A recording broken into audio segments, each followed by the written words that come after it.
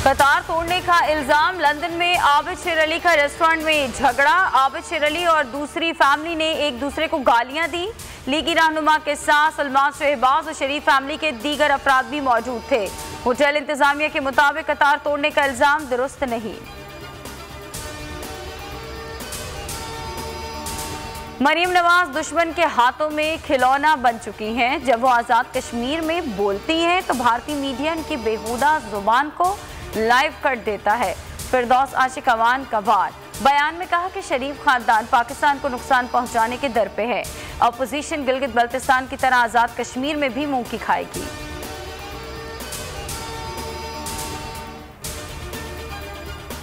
सीवियो के साहिल के करीब बहरी जहाज की मौजूदगी। कंटेनर से लदा जहाज साहिल पर कई घंटे से रुका हुआ है। तर्जुमान KPT के मुताबिक जहाज सप्लाई देने आया था।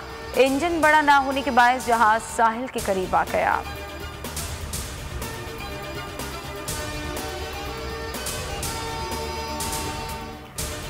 कुर्बानी हो गई, गोश्त बन गया। खवातीन किचन में एक्टिव।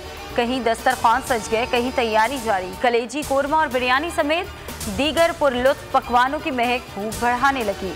मेहमानों की आमद जारी। ईद कुर्बा पर सियासी रहनुमाओं की बेगमात ने भी उन्हें काम पर लगा दिया। PTI रहनुमा अली मादल शेख ने कलेजी तैयार करने की वीडियो वायरल कर दी।